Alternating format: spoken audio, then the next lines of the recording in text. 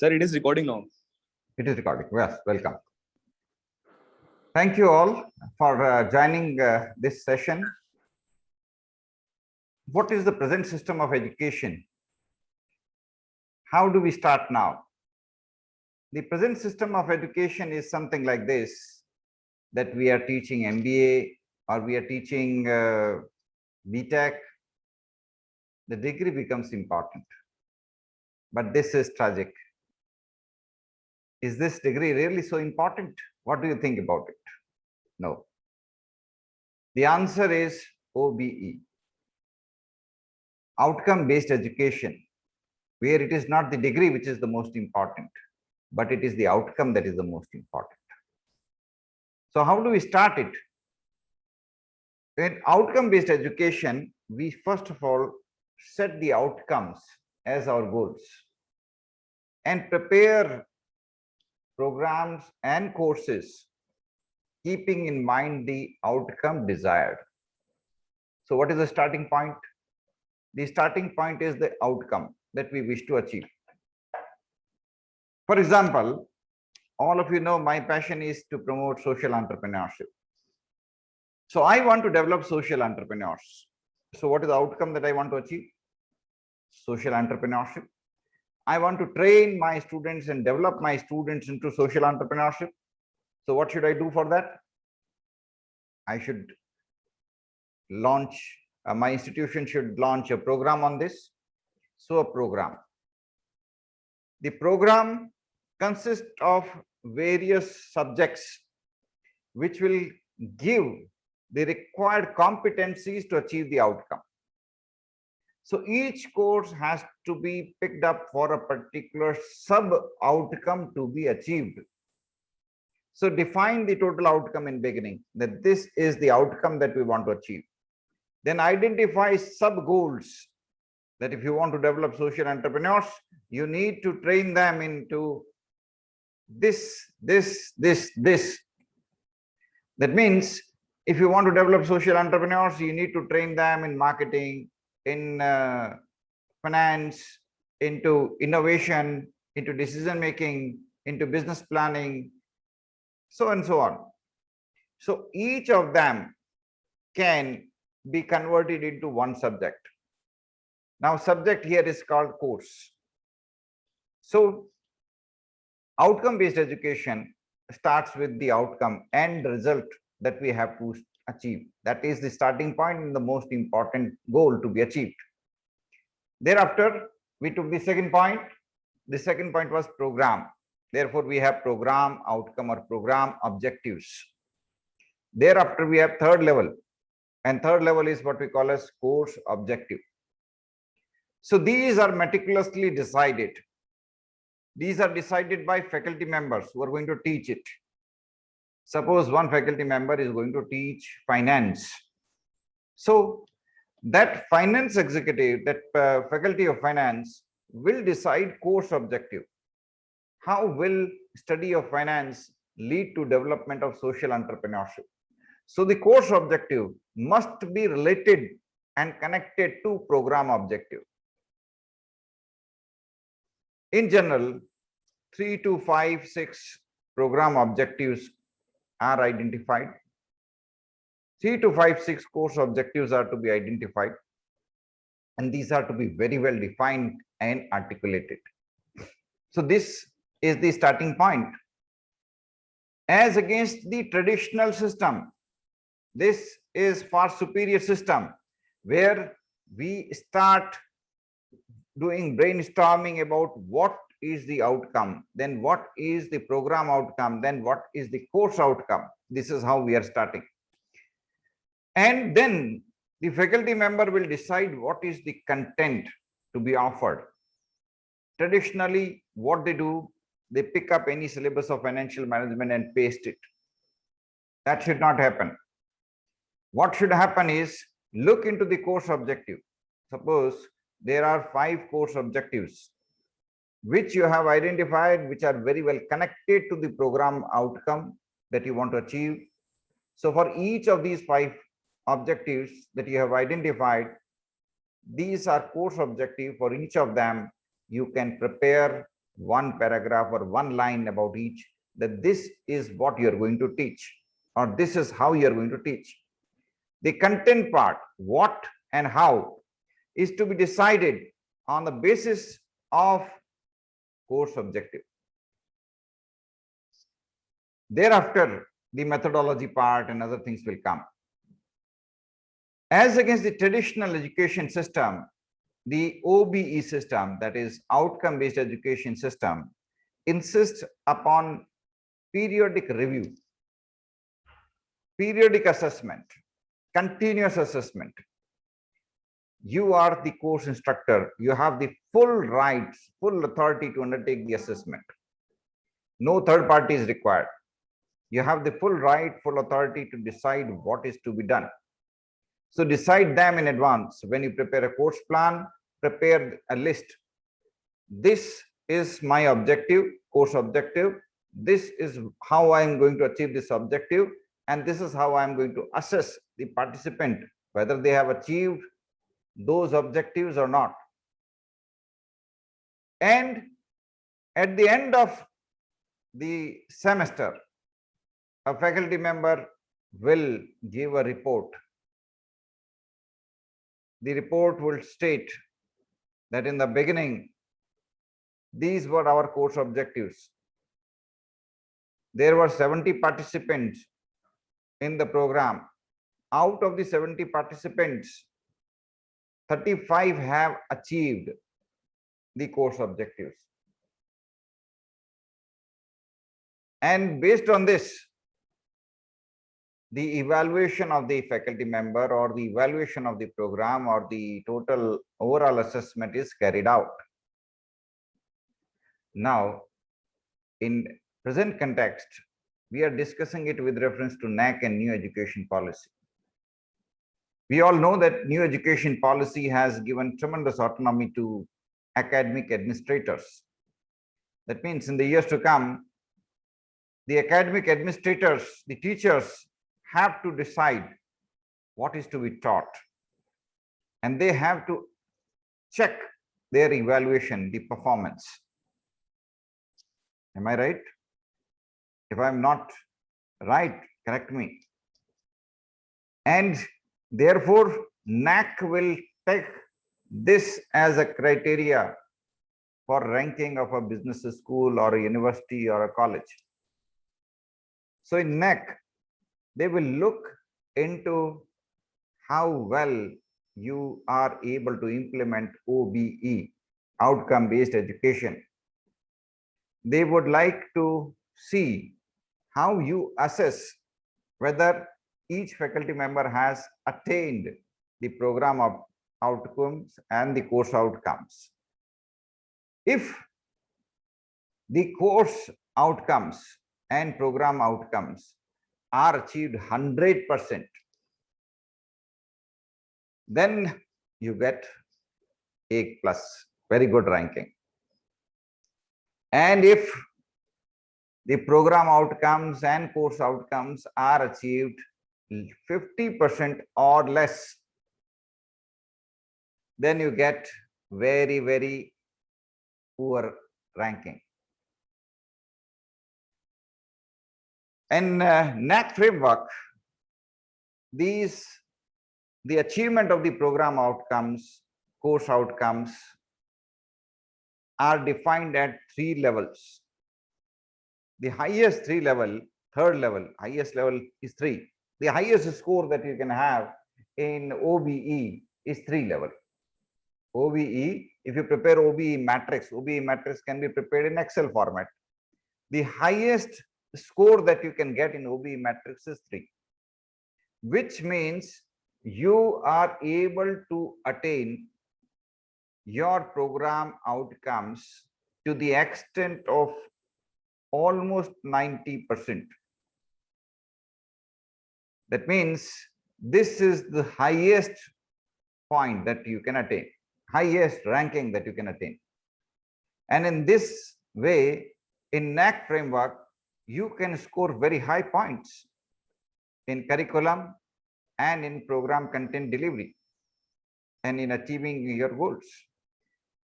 This is the highest level. Which is the highest level? 3. Second highest level will be 2, then 1, and then 0. 0 is when you're not even able to achieve 50% of your program outcomes. How you have attained your program outcomes are evaluated by two methods, direct and indirect.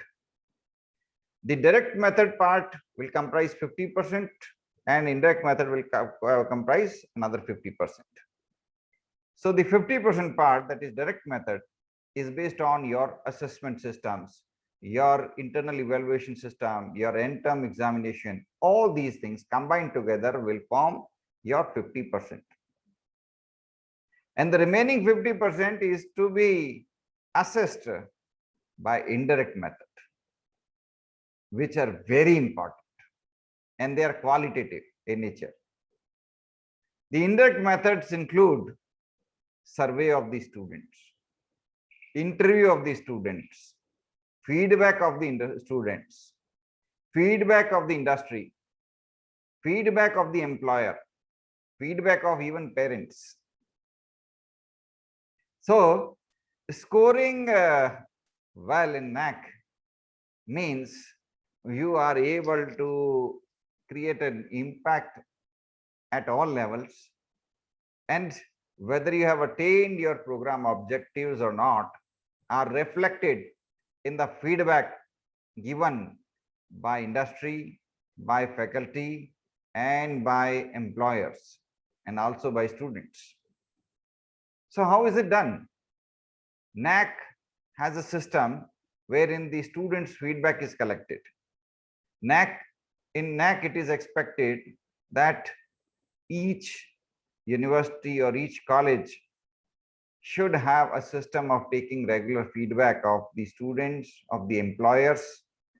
The employers are given that these are the program of outcomes that was expected from the student. And this student is working in so and so company.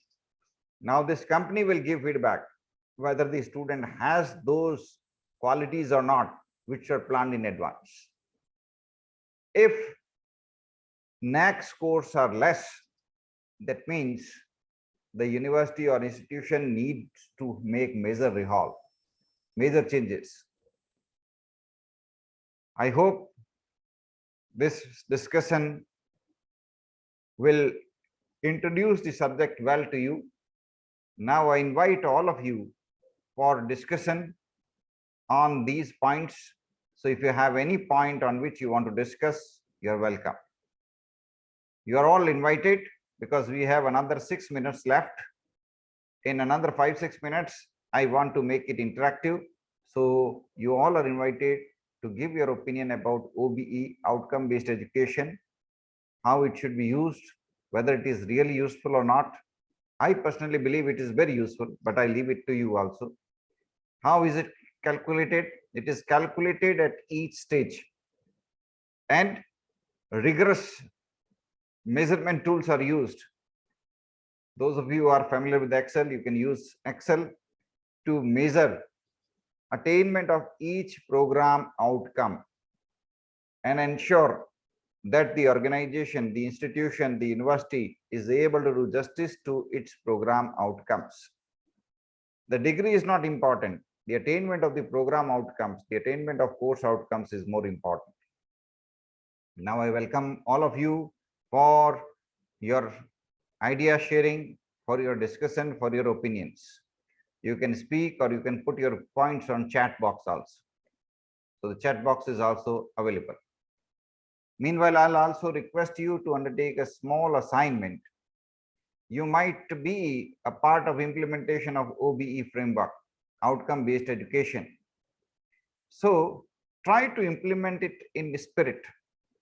Ensure that you are able to focus your total attention on expected outcomes, program outcomes, and measure them after the program is over, and evaluate them and check them.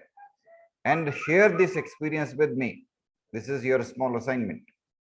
Share your experiences with regard to designing course objectives, designing program objectives. Many people face difficulty in writing course objectives.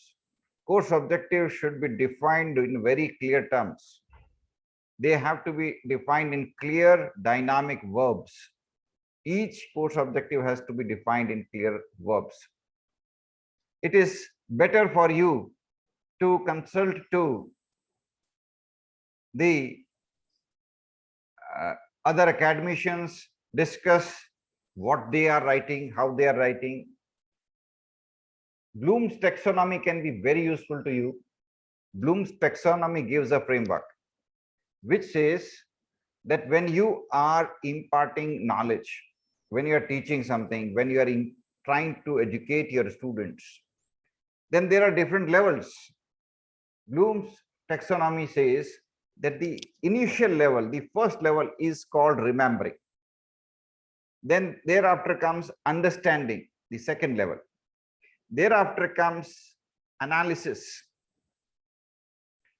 You should not focus on first two levels. You have to focus on subsequent levels. What was the first level? Remembering. Don't ever ask questions just to check whether the student is able to remember or not. No. The second level was understanding. Don't ever ask questions whether the student is able to understand a concept or no. No. You have to go higher. Your goal should be to reach the highest level.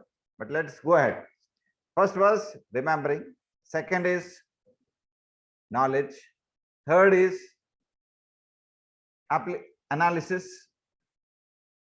And from now onwards, the real purpose of education starts, which is ultimately the last point in that series is creating. So whether the student is able to create or not, that is the goal. Starting, the first point is remembering, don't focus on it. Second is knowledge, don't focus on it. Third is analysis. You can pick up little bit of analysis, right? So analysis, then application, then evaluation, and then creation. Check every student's ability to apply the knowledge into creation of the work, the knowledge which you want to impart that participant through your training program. So keeping that in mind, you have to prepare an assessment system which should regularly monitor the progress of the students, undertake the assessment, and evaluate it. Each course objective should be written by a faculty member himself. Each course objective should be prepared very carefully, and this course objective should be written including some specific active verbs. So that's all from my side. I welcome all of you for your discussion, for your idea sharing. Welcome all of you. Yes. Anyone, any point of thoughts? I hope by this discussion, you are clear about the meaning of OBE, outcome-based education. How is it different from traditional education system? How can it be implemented? How program outcomes, course outcomes have to be decided, how they have to be implemented, how the evaluation assessment system should be integrated, what cautions we should take. I hope all these points are clear to you. Yes. Good afternoon, sir. Yes, welcome. Welcome, Dr. Neeraj.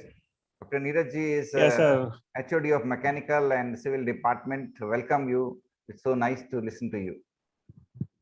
Thanks for introducing me, sir. Sir, I want to ask how much important traditional education method in outcome-based education, which using new technology in teaching. So I want to understand that which part of traditional education we can incorporate in outcome-based education, because technology is changing continuously.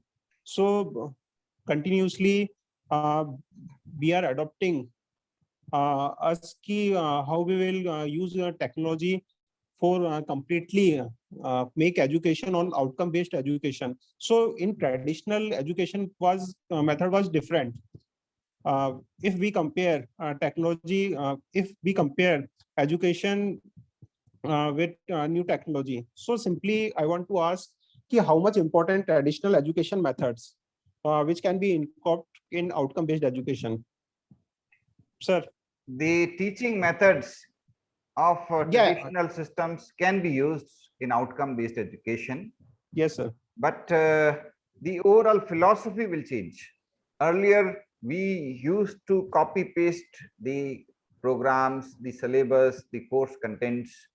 Instead of that, now each faculty member will first write course objective, and after writing course objective will decide the syllabus to meet each of the course objective. He will be asked, why are you teaching this subject? Then he will have to justify that this is my course objective, so I am teaching this subject.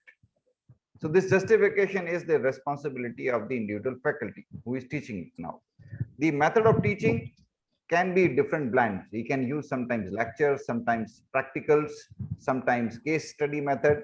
In engineering stream, he can use demonstration, because in engineering, the modern methods, OBE, outcome-based education, emphasizes more on application oriented. Application oriented means like using demonstration or using applications rather than just lecture method. Lecture method should not be used more than 20%. For example, if you have 40 lectures, so out of 40 lectures, don't use more than 8 lectures for lecture method. You should have a good blend of demonstration, uh, practical simulation, practical something through which the student is able to put the things on his own hands. He is able to apply and he can create, because your goal is not remembering. You do not want the student to remember these things. You want student to apply them, to create, to use them, which can be attained only through these methods, modern blend methods. And therefore, OBE asks you not to increase your teaching load. You may reduce your teaching load, but your goal should be achieved. And if your goal is achieved in 20 lectures, that is good enough. There's no need that you have to have 40 lectures. Okay, sir. Thank you so much, sir. Thank you. Thank you very much. Anybody else?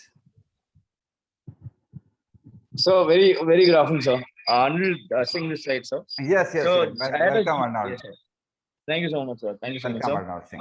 So I just wanted to ask one question about Bloom's taxonomy, sir, and what is the emphasis on it of it, especially during this COVID time, since now we are again getting into a lockdown phase. Yes.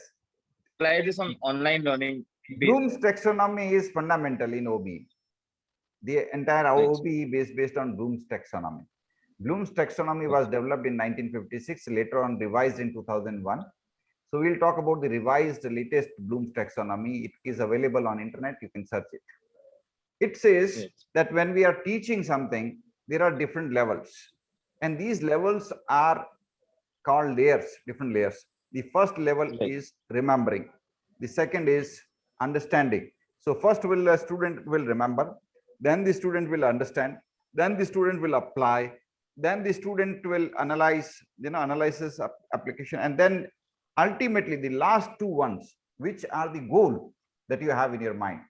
These two goals are evaluation and ultimately creation. Right. Right. So your goal is creation, evaluation. You should not focus on the first level, which is remembering. Definitely. Yes, sir. Thank you, sir. Thank you so much. Thank you.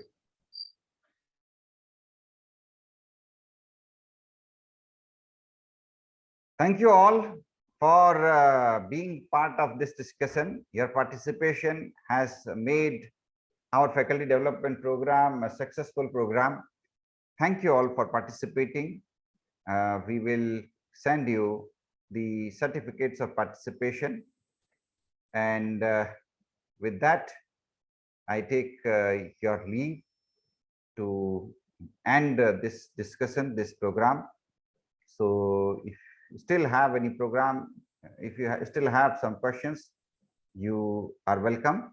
Otherwise, we will end the program.